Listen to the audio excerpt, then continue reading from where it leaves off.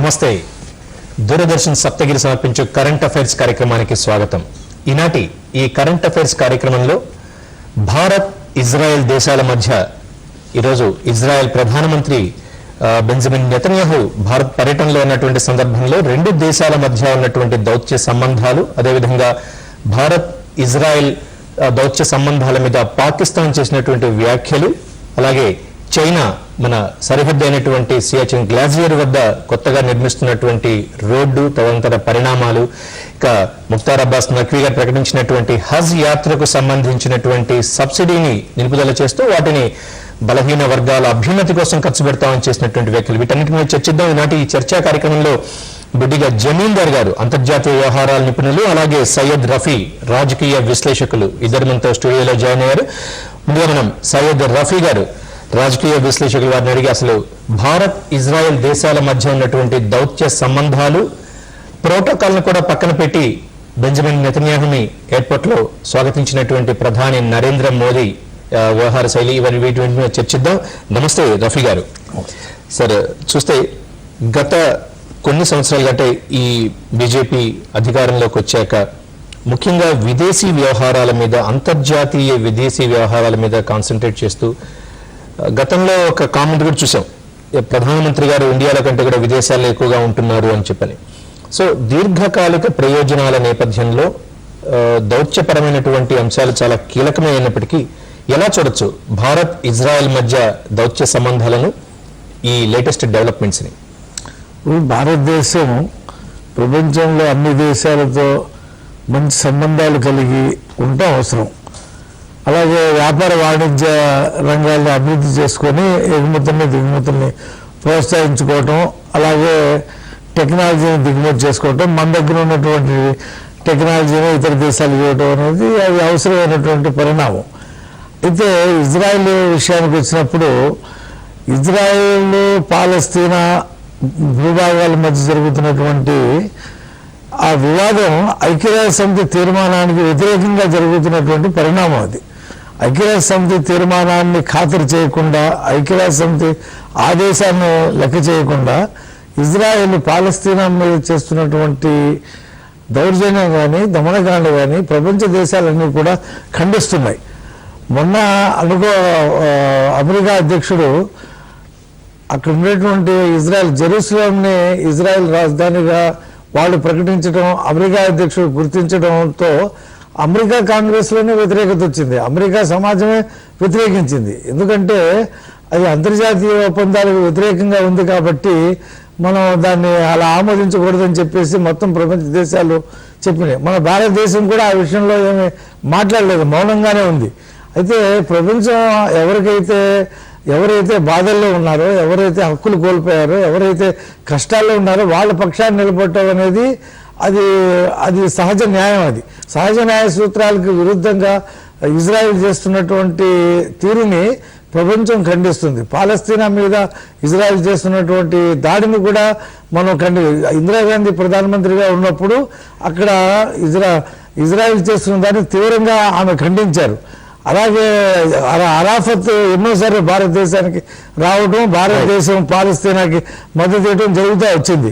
అయితే పివి నరసింహరావు గారు వచ్చిన తర్వాత ఇజ్రాయెల్తో ఒకసారి ఆయన వెళ్ళటం అనేది జరిగింది. ఇక్కడ మనం ఒక దేశం యొక్క ఆంతరంగిక వ్యవహారాల కింద చూడాలంటారా, లేకుంటే మనకున్నటువంటి చూడాలంటే? సరే, ఇదే విషయం మీద మనం జమీందర్ గారిని అడుగుదాం. జమీందర్ గారు, ఒక దేశం యొక్క అంతర్గత వ్యవహారం విషయంగా చూడాలా ఇజ్రాయెల్ వ్యవహారాన్ని, లేకుంటే రఫీ గారు చెప్తున్నట్టుగా ఒక అంతర్జాతీయ వ్యవహారంగా ఐక్యరాజ్య సమితికి సంబంధించిన చూడాలి? ఎందుకంటే భారతదేశం అనేది ఈ రోజు కాదు, మొదటి నుంచి కూడా విదేశీ వ్యవహారాలలో మైత్రి బంధాలను పెంపొందించుకోవడానికి మొదటి ప్రాధాన్యం ఇచ్చింది. అన్నట్టు అలైనోద్యమం దగ్గర నుంచి, ఆ రోజు పెద్దన పాత్ర పోషించిన దగ్గర నుంచి నేటి వరకు కూడా ప్రభుత్వాలు ఏవైనా, పార్టీలు ఏవైనా మన స్నేహహస్తాన్ని చాటడానికి, ఇవి ఇంక్లూడింగ్ పాకిస్తాన్ అండ్ పొరుగు దేశాలతో సహా, సార్క్ దేశాలతో సహా స్నేహహస్తాన్ని ఇవ్వడానికి మనం ప్రాధాన్యతనిస్తూ వస్తున్నాం. సో ఇందులో ఇప్పుడు ఇజ్రాయెల్తో దౌత్య సంబంధాలు మెరుగుపరుచుకుంటూ వచ్చేటటువంటి ప్రాబ్లం ఏంటి? ఎందుకు దీని మీద ఇంత కాన్ఫ్లిక్ట్ వస్తుందంటారు?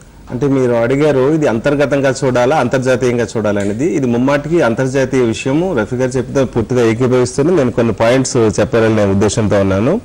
అసలు ఇజ్రాయెల్ ఉనికి అనేది పాలస్తీనా భూభాగంలో వచ్చింది. ఇజ్రాయెల్ ఉనికి పాలస్తీనా భూభాగంలో వచ్చింది.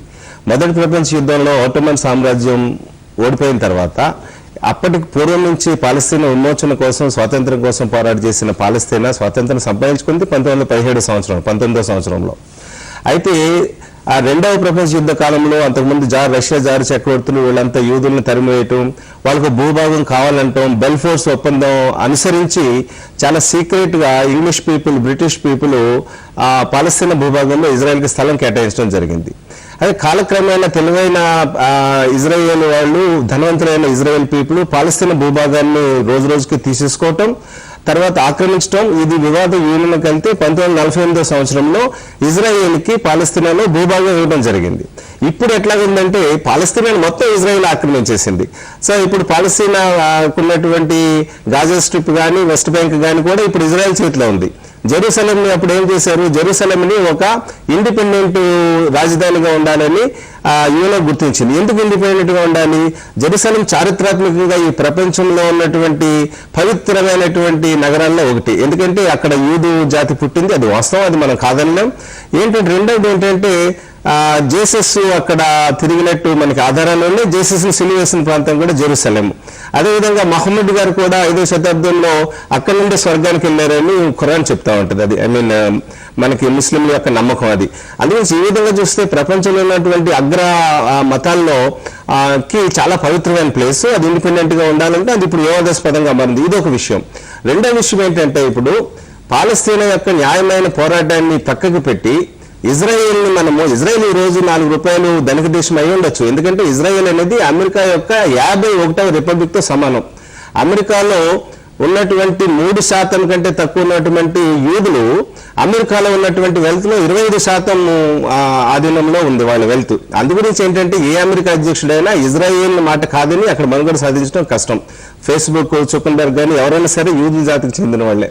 సో అందు గురించి ఇప్పుడు ఈ ధనికులను ఆసరాగా చేసుకుని, అమెరికా కాంగ్రెస్ ఉన్న యూదులను ఆసరాగా చేసుకుని ఈ అంతర్జాతీయ సమస్యను మనము ఒక అంతర్గత సమస్యగా మనం చూడకూడదు. మొదటి నుంచి కూడా భారతదేశం పాలస్తీనాకు సంఘీభావం తెలుపుతూనే వచ్చింది. కానీ ఇప్పుడున్న పాలసీల ప్రకారం ఏంటంటే మనం అమెరికా ఒత్తిడిలో ఉన్నాం. ఈ రోజు అమెరికాకి స్నేహస్తం అందించాం. ఒకప్పుడు రష్యాని అందరినీ కూడా మనం కాదని అమెరికాకి స్నేహస్తం అందించి అమెరికా యొక్క పరిధిలోనే మనం నడుచుకుంటున్నాం కనుక ఇప్పుడు ఇజ్రాయెల్తో మనము పర్యటనలు అన్ని చేయడం జరుగుతుంది. ఇజ్రాయెల్ కూడా గత కొన్ని నెలల క్రితమే నరేంద్ర మోడీ గారు వెళ్ళినప్పుడు ఇజ్రాయెల్ వెళ్ళడం జరిగింది. కానీ పాలస్తీనా భూభాగంలో అక్కడ ఉండి కూడా పాలస్తీనా నేతల్ని అది మనం విజిట్ చేయకపోవటం అనేది చాలా దురదృష్టకరమైన విషయం. సార్ చెప్పినట్టుగా మనము వర్తక వాణిజ్యాలు చేసుకోవచ్చు, కానీ జాతీయ అహంకార దిశగా వెళ్ళకూడదు, అది ప్రజలను అణిచివేసే దిశగా వెళ్ళకూడదు, లేదా మైనారిటీ మతాలను అణిచివేసే దిశగా వెళ్ళకూడదు అనేది కూడా నా అభిప్రాయం. రఫీ గారు, ఇక్కడ ఒక్క అంశాన్ని మనం చాలా స్పష్టంగా చూడాల్సినటువంటి అవసరం ఉంది. ప్రపంచ దేశాలలో భారత్ ఈరోజు మోడీ గారు అధికారంలోకి వచ్చాక ప్రపంచ దేశాలందరితోటి సమానంగా నూకెన్ కార్నర్లో ఉన్న అన్ని దేశాలని ఆయన తిరుగుతూ వస్తున్నారు, మైత్రీ భావాన్ని పెంచుకుంటూ వస్తూ ఉన్నారు. అంటే ప్రతి దేశానికి ఒక రాజకీయ వ్యూహం అనేది ఉంటుంది. ఇప్పుడు మనకున్నటువంటి భౌగోళిక నైసర్గిక ఇబ్బందుల నేపథ్యంలో ఒక పక్క చైనా తోటి, ఒక పక్క పాకిస్తాన్ తోటి, మిగిలినటువంటి ఈ భూగోళ నైసర్గిక ఇబ్బందుల నేపథ్యంలో ఇజ్రాయెల్ లాంటి టెక్నాలజీ అండ్ పీపుల్ వాళ్ళ దగ్గర నుంచి టెక్నాలజీని తీసుకోవడం కానీ, లేకుంటే వాళ్ళతో మైత్రి సంబంధాన్ని పెంచుకోవడం ద్వారా వచ్చే నష్టం ఏంటంటే ఎందుకు దీన్ని ఒక వివాదం కింద చూడాలి? అయితే ఇక్కడ విషయం ఏంటండి, దీన్ని ఎలా చూస్తున్నారంటే ఇజ్రాయెల్ పాలస్తీనా మీద యుద్ధం చేస్తుంది. పాలస్తీనా ప్రజల్ని అక్కడ ముస్లిం సమాజాన్ని అణగదొక్కుతూ ఉంది. అక్కడ ఉండేటువంటి అరబ్ ప్రాంతంలో ఉండేటువంటి అందరూ కూడా దాన్ని వ్యతిరేకిస్తూ ఉన్నారు. అయితే ఇజ్రాయెల్ ముస్లిమ్స్ మీద పోరాటం చేస్తుంది కాబట్టి ఇక్కడ భారతీయ జనతా పార్టీ చేస్తున్నటువంటి పని అక్కడ ఇజ్రాయెల్ చేస్తుంది అనేటువంటి ఒక అభిప్రాయం ఉంది. అక్కడ శత్రువు, ఈ మాకు మిత్రుడు, ఇక్కడ మిత్రుడు, అక్కడ శత్రువు అనేటువంటి ఒక మాకు కామన్ శత్రువులు ముస్లింసే కాబట్టి మరిద్దరు మిత్రులు అనేటువంటి ఒక సంఘీభావంతో కొన్ని కార్యక్రమాలు కూడా మనం టీవీలో చర్చించలేదు. కొన్ని అపోహలు, ముఖ్యంగా ఏదైనా ఒక పని చేసేటప్పుడు విమర్శలు అనేవి సహజాలు. అంటే ఇప్పుడు జమీందర్ గారు చెప్పారు, ఇప్పుడు మన ప్రధానమంత్రి ఇజ్రాయెల్ అన్నప్పుడు రక్తం ఓడుతున్న పిల్లలు కోల్పోయి ఆకలితో అలమటిస్తూ భూభాగాన్ని కోల్పోయి తమ భూభాగం తమకు ఇవ్వండి, తమ ఉనికిని చాటండి అని చెప్తున్నటువంటి పాలస్తీనాకి ప్రపంచం అంతా స్నేహస్తం అందిస్తుంది.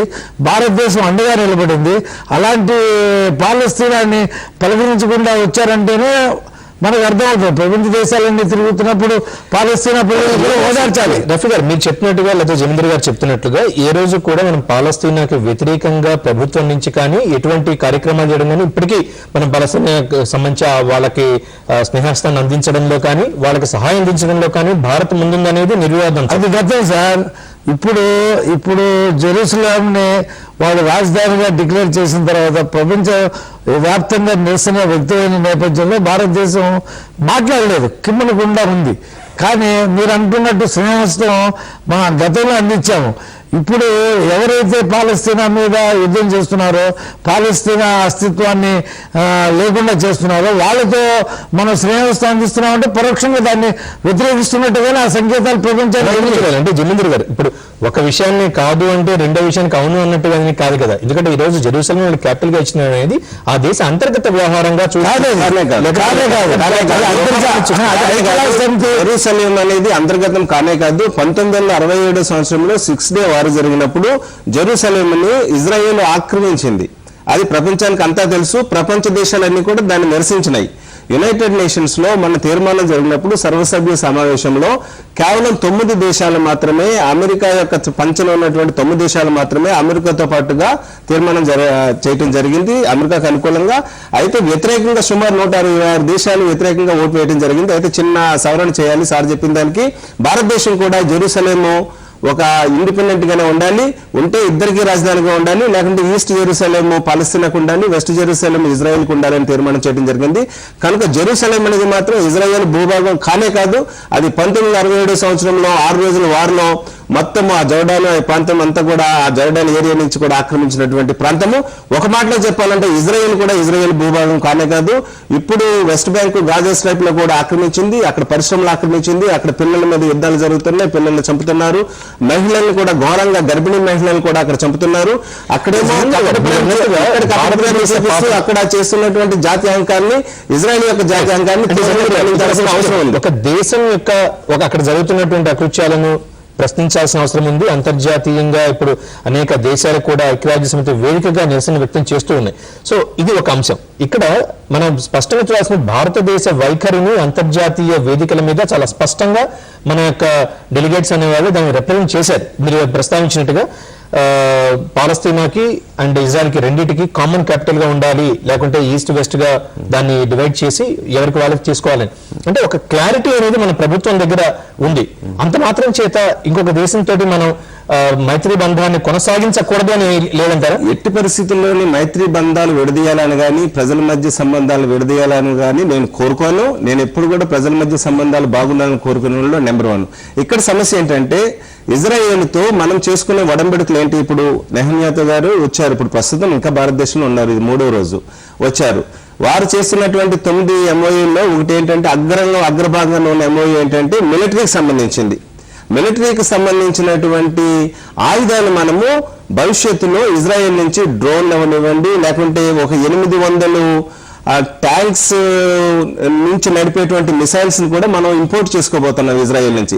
ఇక్కడ చాలా విచిత్రమైన విషయం ఏంటంటే మనకి భారతదేశంలో ప్రభుత్వ రంగ సంస్థ DRDO అనే సంస్థ ఉంది, మనకు తెలిసిందే.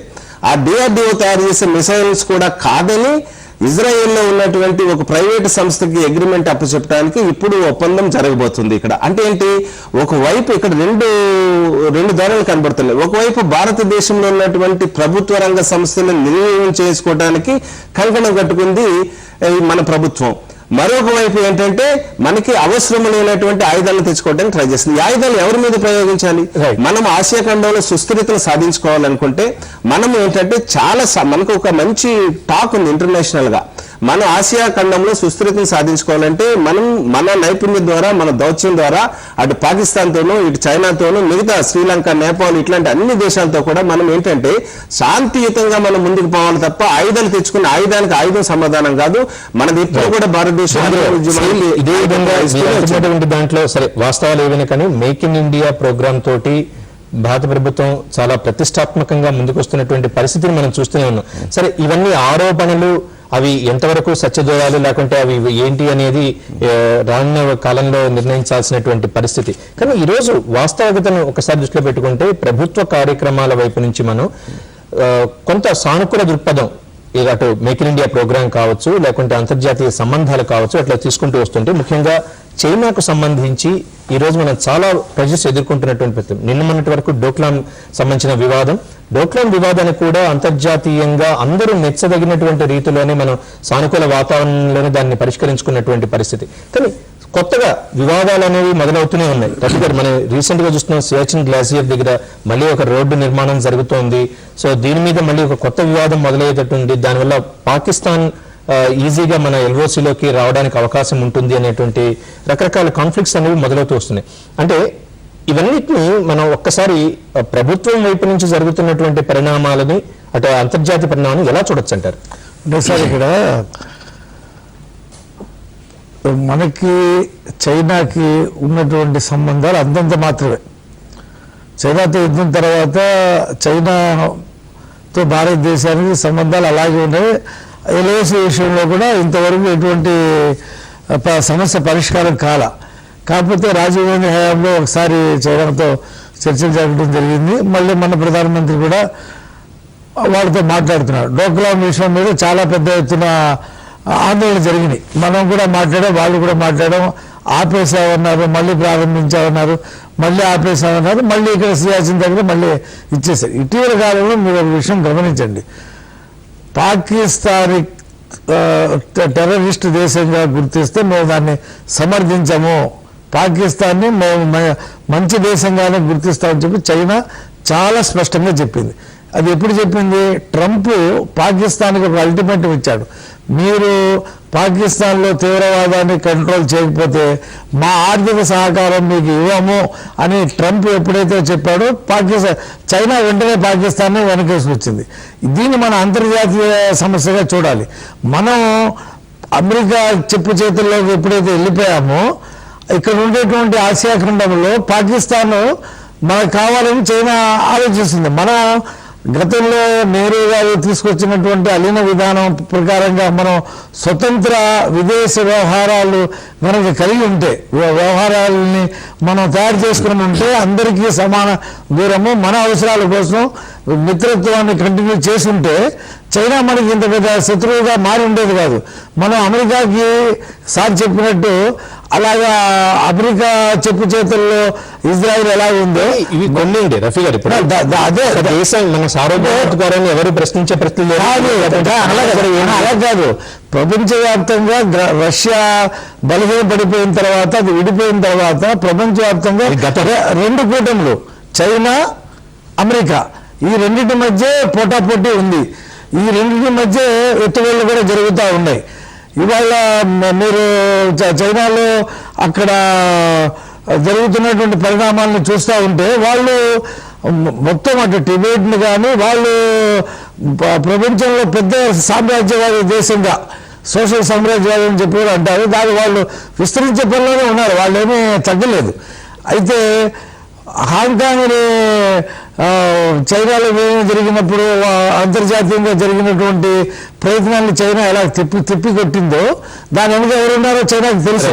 కాబట్టి ఇక్కడ భారతదేశం అంటే మనకు ఎల్ఓసితో ఉన్నటువంటి ఇబ్బందుల నేపథ్యంలో, అంటే ఇప్పుడున్న ఇమ్మీడియట్ ఎఫెక్ట్, ఇప్పుడు సియాచిన్ గ్లాసియర్ దగ్గర ఉన్నటువంటి లోయలో ఎవరైతే ఇప్పుడు రోడ్డు నిర్మాణ పనులు జరుగుతున్నాయో అది మనకి భద్రతా పరంగా వస్తున్నటువంటి ముప్పుగా భారతదేశం కూడా కలిగిస్తుంది. గతంలో డోక్లాం విషయంలో జరిగినటువంటిది. కానీ మన దౌత్య సంబంధాల నేపథ్యంలో జమీందర్ గారు చాలా చిన్న మాట, ఇప్పుడు బ్రహ్మపుత్ర నది మీద వాళ్ళు కడుతున్నటువంటి ప్రాజెక్టుల విషయంలో కూడా మనకి విభేదాలు ఉన్నాయి చైనాతో. విభేదాలు అనేవి సహజమే కాదు, ఇప్పుడు నేను అక్కడికి వస్తాను. విభేదాలు అనేవి సహజమే. దేశాల మధ్య, రాష్ట్రాల మధ్య ఉన్న విభేదాలను చర్చల ద్వారా మనం పరిష్కరించుకుంటున్నటువంటి నేపథ్యం గతంలో కూడా మనం చూసాం. చైనాతో ఉన్న అనేక ఇబ్బందుల్ని ప్రధానమంత్రి గారి స్థాయిలోనూ లేకపోతే సెక్రటరీ స్థాయిలోనూ జరిగినటువంటి అనేక చర్చల నేపథ్యంలో ఒక సానుకూల వాతావరణం అనేది వచ్చింది.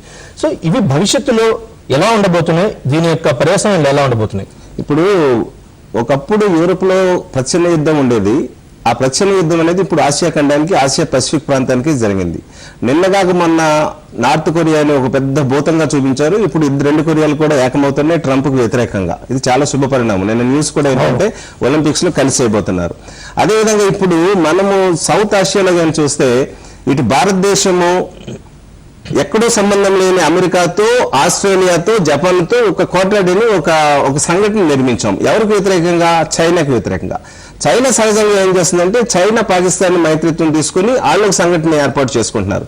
కానీ మనము భారతీయులుగా, సామాన్య పౌరులుగా ఇక్కడ ఆలోచించాల్సింది ఏంటంటే మనకి మన దేశంలో నెంబర్ 1 సుస్థిరత కావాలి, మన దేశంలో శాంతి కావాలి. మన మొత్తం ఈ సౌత్ ఆసియాలో కూడా శాంతి అనేది చాలా ముఖ్యము. అందు గురించి చైనా మన వైపు చొచ్చుకోవచ్చునా మనం ఖండించాలి, ఏ దేశం చొచ్చుకోవచ్చునా మనం ఖండించాలి. నేను నిర్దయంగా ఖండిస్తున్నాను, అందులో సమస్య ఏం కాదు. అయితే ఇప్పుడు మనం చేయాల్సింది ఏంటంటే మనకున్నటువంటి అపారమైన దౌత్య సంబంధాల నేపథ్యంలో మనం ఈ రీజన్లో శాంతిగా పాకిస్తాన్తో ముందుకు పోవాలి, చైనాతో ముందుకు పోవాలి, అదేవిధంగా ఆ దేశాలు కూడా మన దేశంతో ముందుకు పోవాలి. ఇట్లా పోయినప్పుడే మనం సుస్థిరత సాధ్యం, మన ఆసియా ఖండంలో అభివృద్ధి సాధ్యం. ఇది అల్టిమేట్ గా ఏంటంటే అమెరికాకి ఇష్టం లేనటువంటి వైఖరి. మనకి కావాల్సింది ఏంటంటే ఇక్కడ ఉత్పత్తికి, ఇక్కడ మధ్య తరగతికి, ఇక్కడ రైతాంగానికి, ఇక్కడ ప్రజానికానికి కావాల్సింది ఈ దేశంలో యుద్ధ రహిత సమాజం మనకు కావాలి. ఆ దిశగా మనం అడుగులయ్యాలి. భారతదేశం శాంతి కాముక దేశం, ముఖ్యంగా సర్వమతాల సమ్మిళితమైనటువంటి ఈ దేశం ఎప్పుడు శాంతిని కోరుకుంటూ ఉంటుంది. ఏ ప్రభుత్వాలైనా, పార్టీలు ఏవైనా కానివ్వండి, ప్రభుత్వాలు వచ్చినా కూడా మొదట శాంతికే, భారతదేశంలో పాలిస్తున్నటువంటి అన్ని ప్రభుత్వాలు శాంతికి ఇంపార్టెన్స్ ఇస్తున్నట్టే మనం చూస్తున్నాం. ఇక అంతర్జాతీయ వ్యవహారం నుంచి ఒకసారి దేశీయ వ్యవహారాలకు వస్తే ఒక కీలకమైనటువంటి ఒక నిర్ణయంగా చెప్పుకోవచ్చు. నిన్న ముఖ్తార్ అబ్బాస్ నఖ్వీ గారు చేసినటువంటి ఒక ప్రకటన, హజ్ యాత్ర అనేది ఇది కేవలం కొన్ని ట్రావెల్ ఏజెన్సీలకు లేకుంటే కొన్ని వర్గాలకు మాత్రమే అందుతోంది, పేదలైనటువంటి ముస్లింలకు ఉద్దేశించినటువంటి వ్యవహారం సరిగ్గా డిస్ట్రిబ్యూట్ అవ్వట్లేదు అని చెప్పని అన్నారు. ఒకసారి మనం ముఖ్తార్ అబ్బాస్ నఖ్వీ గారి బయట చూసిన తర్వాత అసలు ఆయన ఏమన్నారో చూసి దాని మీద చర్చిద్దాం.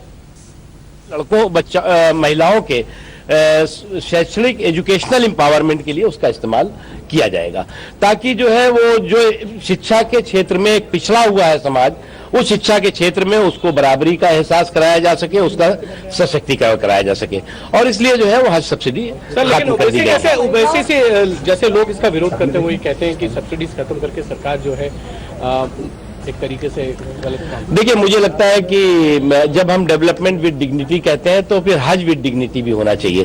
इसलिए जो है वो सब्सिडी जो है वो किसी मुसलमानों का कोई फायदा नहीं होता था, वो कुछ एजेंसियों का फायदा उससे होता था। मुसलमान कैसे जाएंगे सर इस मतलब? हमने उसके लिए जो है वो बहुत सार्थक व्यवस्था की है। हमने एम्बार्केशन पॉइंट के भी कई जो है वो ऑप्शंस दिए हुए हैं, जहां से सस्ते दर से भी हज यात्रा पर लोग जा सकते हैं। साथ ही साथ जो है वो आने वाले दिनों में हम पानी के जहाज से भी हज यात्रा शुरू कराएंगे। बहुत बहुत शुक्रिया। రైట్, మనం ఇప్పుడు ముఖ్తార్ అబ్బాస్ నఖ్వీ గారు చేసినటువంటి సూచనల్ని, ప్రభుత్వం యొక్క ఉద్దేశాన్ని చూసాం. రఫీ గారు చాలా స్పష్టంగా ముఖ్తార్ అబ్బాస్ నఖ్వీ గారు చెప్తున్నారు, అందరూ కూడా అసలు హజ్ యాత్ర అనేది చాలా ఉత్కంఠభరితమైనటువంటిది. ప్రతి ముస్లిం సోదరులు కూడా వాళ్ళ జీవితకాలంలో ఒక్కసారైనా వెళ్ళి రావాలనుకుంటారు. కానీ ఆ ఉద్దేశం అనేది అక్కడ నెరవేరట్లేదు, ఇది చాలా మిస్యూజ్ అవుతోంది. కాబట్టి దీని యొక్క పేద బలహీన వర్గాల అభ్యున్నతి కోసం, వాళ్ళ ఎడ్యుకేషన్ కోసం ఆ నిధులను ఖర్చు చేస్తామని చెప్తున్నారు. దీని మీ స్పందన ఏంటి? ఇప్పుడు ఇస్లాం సమాజంలో హజ్ యాత్ర చేయటం అనేది చాలా పవిత్రమైనటువంటి అంశం, అది అందరూ కోరుకుంటారు.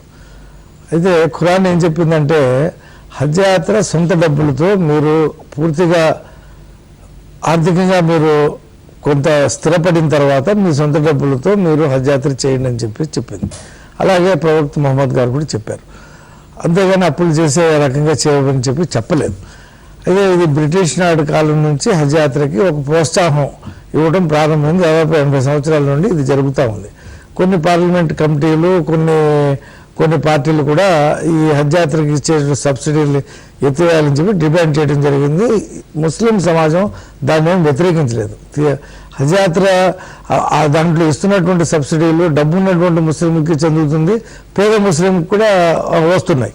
అయితే దాన్ని గ్రాడ్యువల్గా తగ్గించమని చెప్పేసి ఆ కమిటీ చెప్పింది.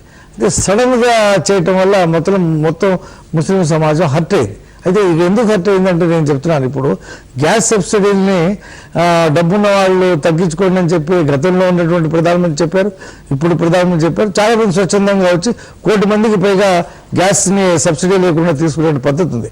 అలాగే ఒక పిలిపిచ్చి ముస్లింలో ఉన్నటువంటి డబ్బున్న వాళ్ళు, ఇన్కమ్ ట్యాక్స్ పరిధిలో ఉన్న వాళ్ళు మీరు కనుక సబ్సిడీ తగ్గిస్తే పేద ముస్లింలకి ఉపయోగపడుతుందని చెప్పి పిలిపించి గ్రాడ్యువల్గా చేసుంటే ఇదేదో మంచిదే జరుగుతుంది, ఆ వచ్చిన డబ్బు మీ మీ పిల్లల సంక్షేమానికి, మీ బాలికల చదువు ఉపయోగపడుతుందని చెప్పుంటే బాగుండేది. కానీ ఇది ఎలా ఉందంటే కేవలం అనేక సబ్సిడీలు కొనసాగుతున్నటువంటి నేపథ్యంలో అది ఇతర రంగాలే కాకుండా హిందువులకి ఇతర మతాలకు ఇస్తున్నటువంటి మతపరమైన కార్యక్రమాలకు ఇస్తున్నటువంటి కార్యక్రమంగా వాటి మీదకి వెళ్లకుండా కేవలం ముస్లింస్ కు సంబంధించినటువంటి చూడాలి. మేము వెల్కమ్ చేశామంటున్నాం. ఈ సబ్సిడీలు అనేవి మనది ఒక సెక్యులర్ దేశం అంటే ఏంటంటే మతాలకు దూరంగా ఉండటం అని అర్థం తప్ప మతాలను ప్రోత్సహించమని కాదు ఇక్కడ. సో ఇప్పుడు నిజంగా సబ్సిడీలు ఎత్తివేసి ముస్లింల మీద విద్యకు కానీ ఖర్చు పెడతామంటే దాన్ని ఆహ్వానిద్దాం. అదే సమయంలో వేరే మతానికి, ఫర్ ఎగ్జాంపుల్ హిందూ మతానికి కానీ మరొక మతానికి కానీ అనేక వేల కోట్ల రూపాయలు ఈ దేశంలో ఖర్చు అవుతున్నాయి. రీసెంట్ గా ఒక పెద్ద స్టేట్మెంట్ ఇచ్చారు. బీజేపీ గవర్నమెంట్ రాజస్థాన్ లో 38 కోట్ల రూపాయలు, మోడీ గవర్నమెంట్ 100 కోట్ల రూపాయలు ఎంపీ రాష్ట్రంలో సింహస్థ మెగా మేళకి, లేకుంటే మన ఆంధ్రప్రదేశ్ లో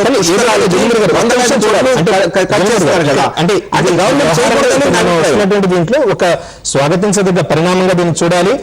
ఏదైతే మతపరమైనటువంటి కార్యక్రమాలకు దూరంగా ఉండాలి. చాలా స్పష్టంగా పేదల అభ్యున్నతి కోసం, వాళ్ళ విద్యా విధానాల కోసం తీసుకొస్తున్నటువంటి చర్యలను అందరూ స్వాగతించాల్సిన భవిష్యత్తులో ఇటువంటి చర్యలు మరిన్ని రావాలి.